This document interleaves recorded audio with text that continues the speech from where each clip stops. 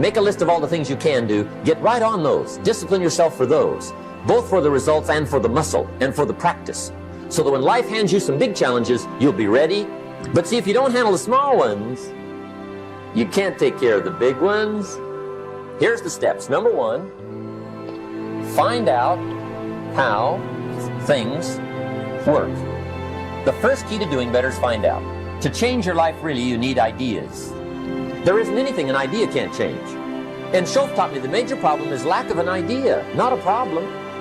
At first, I didn't have any money. I said to Mr. Schoaf, I don't have any money. He said, that's not a problem. Now, see, up until then, I always thought it was. I was confused. He said, no, the problem is lack of an idea on how to create money and wealth. It isn't lack of money, it's lack of ideas. So if you get the ideas, see, you can change anything. Now, to get ideas, you need a constant study of finding out.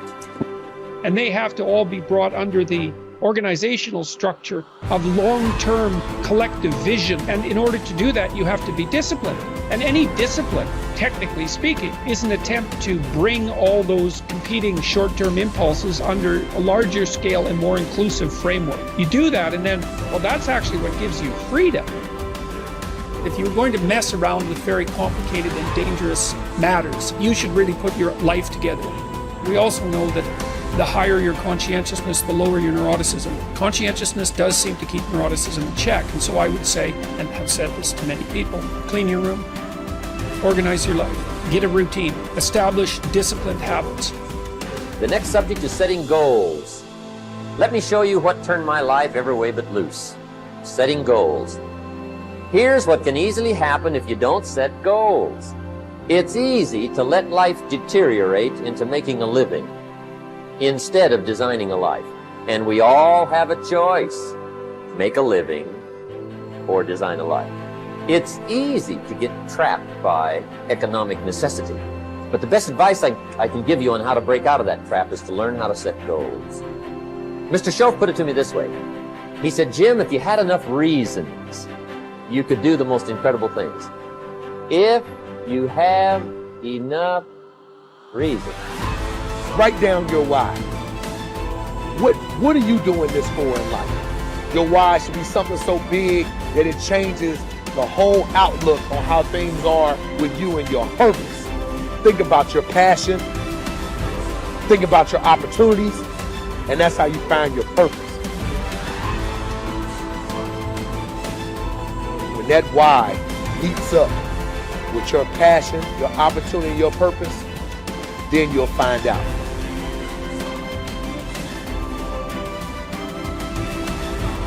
Most of us are standing in a busy street, just letting the opportunities in life pass us by. We're waiting for the perfect situation, the perfect circumstances, the perfect opportunity, the perfect time. There's never going to be a perfect time or the perfect moment. There's never a perfect moment to do something great with your life. Take a look at the clock. That thing ain't stopping for nothing, baby. It's going to keep ticking, keep moving, keep passing you by all the time you're waiting for it to read perfect o'clock. You have to take action now. Whatever that goal is, whatever that dream is that you're holding in your mind, now is the time. Forget all your excuses. Forget all your problems. Not tomorrow, not next week, but right here, right now. Why keep looking around at people that are where you want to be, living the type of life you want to live? Look at that place where they are and say to yourself, now is my time. Now is my moment. Now is your moment. Today is that day.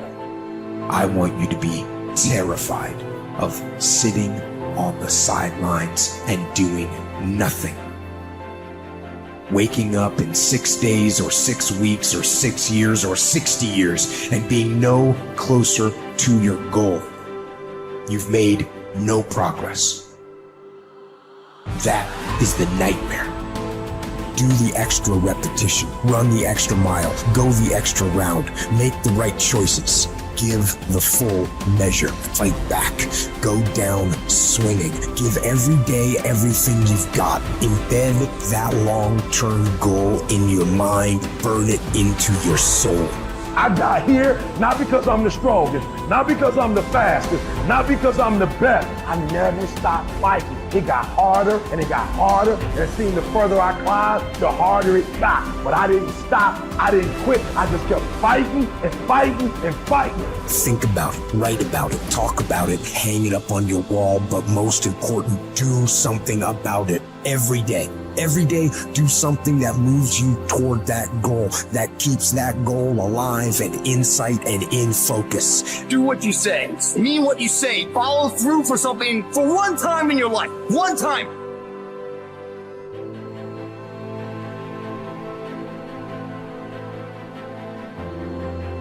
Most people can motivate themselves to do things simply by knowing that those things need to be done. But not me.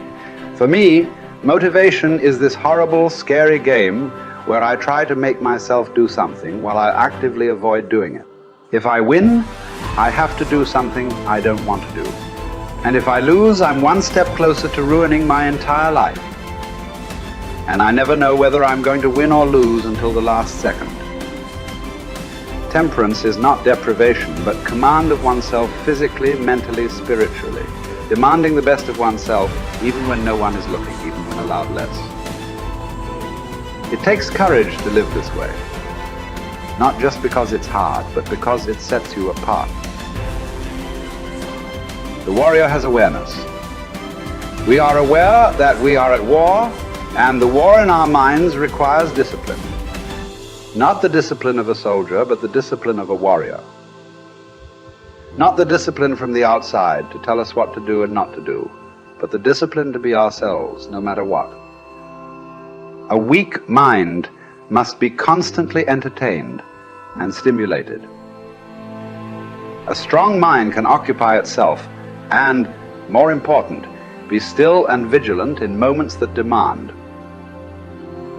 Without the momentum of a stern discipline, motivation is mostly a momentary, flighty emotion.